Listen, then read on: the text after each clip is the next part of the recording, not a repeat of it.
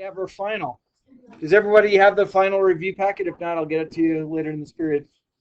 Did I get you one? I'll get you one. I'll get you one too. Yeah, it's what, 11 words? 11 words. You get a rank where you think your 11 would be from 2 to 12. Roll the dice 3 times. Those will be the problems you get to do. If you get to do all 11, then you can get 100%. If you get a 3 out of 3, you get a 90. Or I can't even remember what my breakdown is. I have it written down someplace. Yeah. The lowest grade you can get is a 70%. Okay. If you miss all 3 problems, all 3 of the definitions, you should do fine. I bet you everyone does well. All right. Page 61, because we already did 8-1 already. I hope you guys had a nice extended break. Boy, it's a goofy week as a teacher because I had basically all morning off until 7th and 8th period is actually when I had to teach. But it works. All right, so we're going to start talking about sources of bias. Okay, bias are basically where you're favoring one way or the other. It says, remember, bias represents the tendency of sampling method to produce an estimate that consistently over or under predicts a characteristic. Bias can happen in many ways, and any of those can seriously undermine or ruin perfectly good research. Okay, so bias number 1, undercoverage. Undercoverage. Okay, so basically it says, when a researcher randomly samples from the full population they're trying to study, then everyone in the population has a chance of being represented. However, it is very common for a random sample to be selected from a subset of the population. Under this scenario, not everyone in the population has a fair chance to be in the sample. This leads to bias because there is a high probability that the subject you are sampling from is not representative of the full population of interest. So remember, it's pretty much impossible for us to do a census, 100% of the population, to gather data. So we take a subset of it, randomly selecting, and hopefully that falls somewhere in there. Remember, we don't know exactly what the parameter is, but after doing a certain amount of things, we might see some information. Hey. Yes. We're on page 61 when we get settled.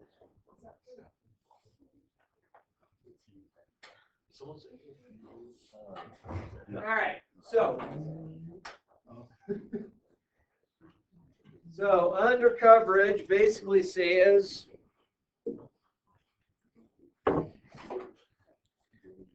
an example would be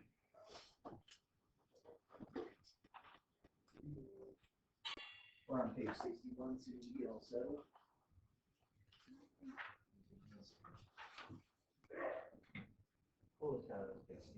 Whoever sees that, 3 doors down, out loud. All right, so undercoverage would be, so the example says, we wish to know what percent of the adult population is diabetic. We randomly select 100 people. I like this so far. We randomly selected 100 from the phone book in the Denver area and call them. 9 out of 10 are diabetic. So I do like that we did a random sample. I don't even know if we have phone books anymore. But if you just chose a phone book, you don't have necessarily everybody's number in there because some people choose to be unlisted, which means their name is not publicized in this. That doesn't mean you can't type in 10 random digits and get a hold of somebody. So why is this undercoverage bias? It says the population of interest is all adults. Okay, adults in other states cannot be chosen because we just chose from the Denver area. Okay, we can't say that people in Denver, I mean, it's possible Denver has a much higher diabetic population than the rest of the nation, or we have a lower, or we have the exact same. We don't know, but bless you. So the undercoverage takes place because, one, we used a phone book, so people that don't have a phone, people don't have a listed number, And then we also use Denver. We are not able to make a good representation of everybody for that. So that's showing us some undercoverage. Non-response is actually probably one of the biggest ones that takes place. Okay, when a researcher selects someone to participate in a study, there is no guarantee that they will. Okay, there's plenty of times that they will try and collect data from a random sample, and you might say, get off my porch. I don't want to talk to you. Okay, so people who are not responding is something that you have to put into. And there's actually places that you can put in your study that said, hey, we tried to randomly survey 1,000 people, but we only got a hold of 700. Of 300 that we didn't talk to, they weren't home. They told me to leave. They said they everywhere on their property said no trespassing. You know, violators will be shot on site. You know, survivors will be shot again. Things like that. I'm just kidding. All right, so when researchers select someone to participate in the study, there's no guarantee that they will. They might refuse, or they might not. They might be unable to participate. Despite the fact that they both have been chosen, they have been chosen. We are unable to obtain information from them. Therefore, there's not going to end up with the sample. This leads to bias because not everyone from the population has an equal chance to end up in the sample. If the people who are left out are not representative of the population, the remaining sample is not representative. Example, we wish to conduct a poll to see who favors certain political candidate for a county sheriff. We randomly select 100 addresses in the county and knock on doors. 21 people refuse to take part in the survey, telling us to go away and get off their lawn. Why is non-response bias? You aren't getting their opinion. You don't get their feedback.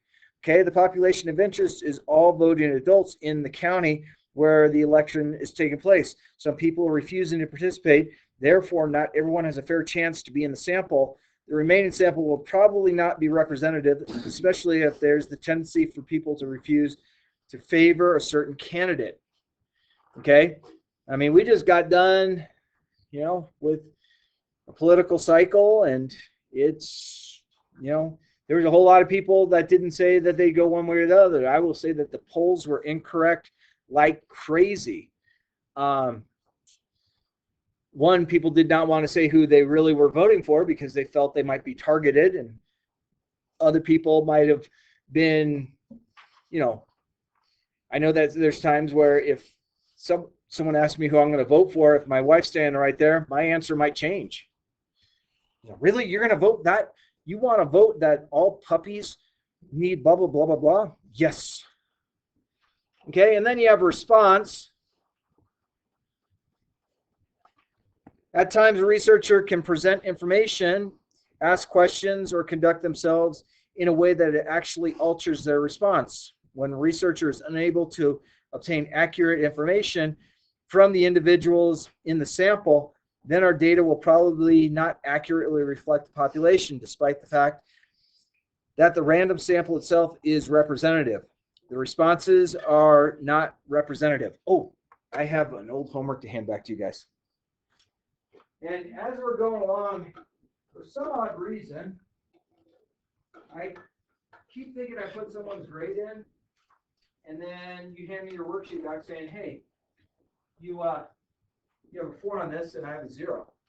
So keep your eyes peeled on if I goof something up. Now, if I give you points and you didn't hand something in, don't say a word. But if I gave you points and I didn't award them in the grade book, let me know. So example 1, the wording of a question can influence the response. So if you were to have this same thing written in 2 different ways, do you favor a small tax increase to pay for improved roads in our community? You might get people saying, well, yeah, I mean, I keep hitting potholes and I'm tired of changing flat tires and bent rims and stuff like that. They might say that.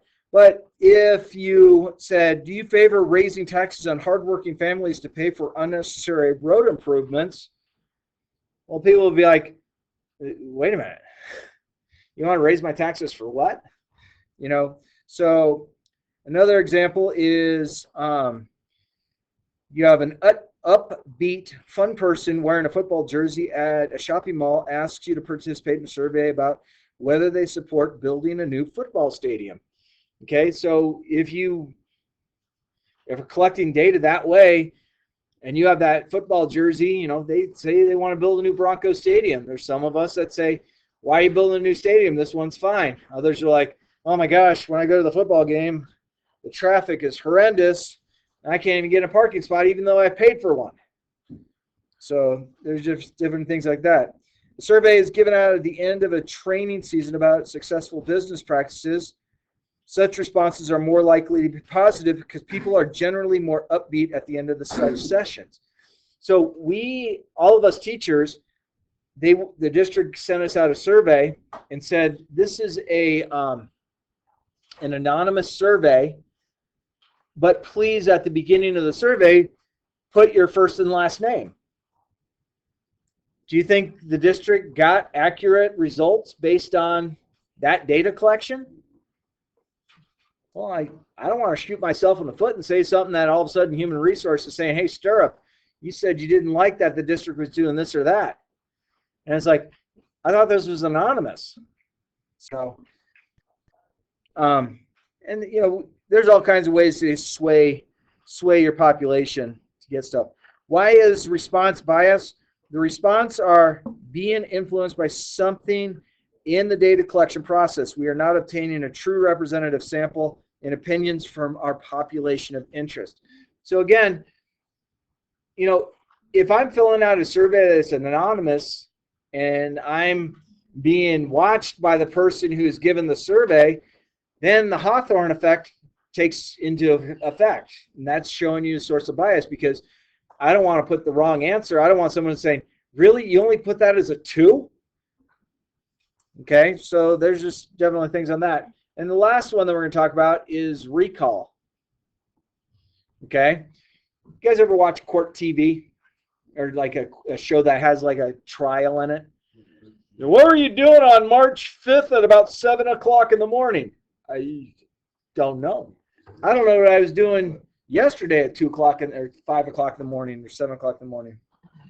Okay, so recall. Occasionally, data requires remembering information. If their memory is hazy, the people may be more likely to over or underestimate something. They simply remember the information incorrectly. Once again, we are unable to collect data that accurately reflects the population. Our data is not representative, even if the people in the sample are. An example, we conduct a survey to see how many car accidents each person has been in over the past decade. Some people chosen to be the sample may forget certain accidents or unable to remember when they took place. In particular, they may forget smaller accidents that cause little or no damage. Omitting those instances creates non-representative sample of accidents, favoring the larger, more memorable ones. Okay, hopefully if you get in an accident, it's one that you can forget about because it was just minor. Bless you. Although yesterday I'm driving north on I-25 to go to Fort Collins, 6 cars. I mean, they were smashed, grabbed, and boomed. I'm like, how can we all be going the same direction? You get that bad of an accident. But hopefully they were all okay. Their cars weren't, I tell you that. There are more instances of bias than these, but this can give you an idea for careful researchers to be when they collect data and not only obtain a representative sample, but obtain accurate information for each individual in the sample. Okay, so bias again, did something sway the opinions of people? Did something sway it because you didn't get enough people? You did your sample, you went over to the King Supers over here next to Cherry Creek High School to collect data. That's not representative of the entire district, okay, the entire state, the entire city. A lot of things don't fit in there. Non-response, people don't want to be bothered by someone knocking on the door. Sunday afternoon, you're watching a playoff game, doorbell rings. It's like, so I have a nice 30-minute survey real quick. 30-minute survey, get lost. I'm not doing it. Okay, response, if I have leading questions, I have questions that make you feel bad. many years ago when they had the whole, they're making marijuana legal, and they would put out there that it's going to fund, the taxes on it is going to fund public education. People are like, oh, this is great. Our kids are going to learn so well. Well, when you look at the fine print, it didn't cover your guys' education at all. Okay, in order for you to get any education from the marijuana tax, you had to, one, be in prison, or you had to be at a school that had like 98% or higher free and reduced lunch. Okay, it's pretty much, I'm pretty sure most of you haven't been in prison. Hopefully none of you get to visit that place. Okay, that's not good. But, and then recall, hey, you remember 1975? Yeah, I was 5. What do you remember about it? My kindergarten teacher. What else do you remember about it? My friend who lived down the street from me. What else do you remember about it? That's about it. How often did you ride your bicycle to school in 1975? I don't know. All the days it wasn't raining, being we lived in Arizona, it only rained like once a year. So, I mean, that's just kind of goofy stuff. So there's definitely things that will stand in your way to be able to collect data. You have to be very cautious when you are that data collector, very cautious how you respond to it. If you ever need something, if you ever find that you can't sleep at night, look up some statistical survey and look at the small print, read the small print about the things that went off. You'll go to sleep quickly. And you want to talk about a scary night of sleep? Sunday morning, 2 o'clock in the morning, because my fire alarms in my house are all connected, like you guys probably have in your homes. So one of the fire alarms, the battery, even though there's electricity going to it, the battery had run out. And so the fire alarm at 2 o'clock in the morning, of the 5 fire alarms in my house, they all went off. Whew. And I'm not talking about the beeping. It like full off. I was like, wake up, and she's like, well, what's happening? And, God, that scared me. I was glad my house wasn't on fire. And then he's like, oh, I did the tongue test on the batteries. My house is a brand new house. 5 brand new smoke detectors put in. I get it. You need to change them about every year or every 6 months or whatever. You would think my builder would have had 5 identical smoke detectors put in, that I could have just put a 9-volt battery in. Nope. 3 9-volts. 2 of them had AA. Of course, my wife's like, what kind of battery you need? I don't know. I don't have it done yet. Hurry up. Okay. Open it up. I need AA. Why is that one AA? I don't know why this one's AA. So my wife's trying to go through critical thinking with me at 2 o'clock in the morning. I'm like, I don't know. And then there was a fire alarm I didn't even know I had. She's like, where's that last one going? I don't know. In the very back corner of the basement. I'm like, oh. It's like, why is there one here? But who knows? All right, so you guys good on coverage, under coverage, over coverage, minimal coverage? Starting to realize that statistics is not an exact science, even though people want to sway with it. It's like, I'll just get my data from Instagram. Okay. All right, so you get the opportunity, and we'll go over this tomorrow, is page 147, page 148. Take a look at that. See what you can do. Again, there's only going to be a test on this unit, so we'll that'll be at the end. Then we have the final. The final will be the last Wednesday, because the last Thursday, you guys actually, I'm signing your paperwork saying, what books did you get from me? I don't think any. So I got everything. Everyone's good? Video.